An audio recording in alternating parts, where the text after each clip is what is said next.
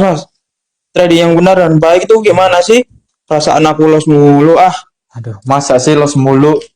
Ah, gimana gimana lossnya?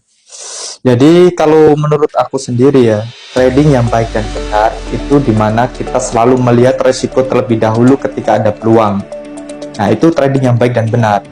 Bukan dari kata orang atau dari katanya bla bla bla bla. Pokoknya intinya kita harus benar-benar lihat resikonya terlebih dahulu ketika ada peluang. Itu sih. Caranya menganalisa tanpa rugi itu gimana sih?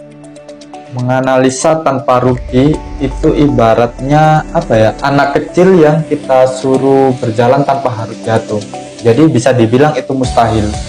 Jadi setiap trader pasti mengalami kerugian, tapi secara hitungan bulanan dia secara akumulasinya itu masih tetap plus. Nih aku ambilin contoh ya, histori aku. Mungkin nanti dari story yang dibawa ini bisa kalian lihat juga untuk motivasi ya untuk kalian semua. Yang dimana aku nggak selalu profit, tapi hitungan akumulasi aku masih ada plus. Nah di sini aku modal 10.000 dolar nih, 10.000 kurang lebih uangnya 160 juta kan.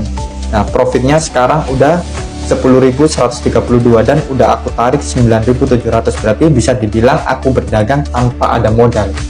Bisa dilihat, nah ini aku minus 4 juta, terus aku withdraw 20 juta, ini aku profit. Nah ini aku juga minus 2 juta, ini minus 4 juta, ini minus lagi 3 juta, tapi hitungannya aku masih plus. Selama 1,5 bulan ini aku masih mengalami profit kurang lebih 160 juta ya, dan masih ada transaksi yang berjalan di GBP Japan ya. Manajemen yang baik dan benar itu kayak gimana sih? Kalau bahas manajemen yang baik dan benar ya, manajemen yang baik dan benar adalah dimana manajemen atau analisa yang menurut kamu itu nyaman gitu. Ya udah, kayak contoh aku mau dagang nih, ya aku nyaman dengan transaksiku seperti ini dan aku nggak keberatan karena di awal yang aku bilang tadi, lihat resiko terlebih dahulu ketika ada peluang. Jadi kalau kamu menemukan resikonya, kamu siap dengan resikonya berapa persen atau berapa dolar yang kamu resikokan. Nah dengan terjadi sesuatu itu kamu sudah mempersiapkan, jadi nggak ada kepanikan. Tapi kalau masalah profit ya udah sebanyak-banyaknya. Aku juga ada ini di GBP Japan Yen yang udah hold tadi profit kurang lebih 400 dolar. Sekarang aku biarin 160. Yang penting aku hari ini masih kantongin suatu profit. Itu aja sih. Ya mungkin itu bisa berguna sih buat trader, dan selalu yang diutamakan lakukan mapping ya, kayak misalkan USD Kanada, Euro USD, Audi USD selama 1 minggu potensi arah itu kemana. Jadi kalau potensi secara garis besarnya, time frame besarnya itu naik, ya udah kita ambil untuk fokus buy. Kalau ada sinyal sell kita abaikan. Tapi ingat, teknikal digunakan untuk kapan kita harus masuk dan kapan kita harus keluar ya. Nah kembali lagi kita ambil menggunakan fundamentalnya.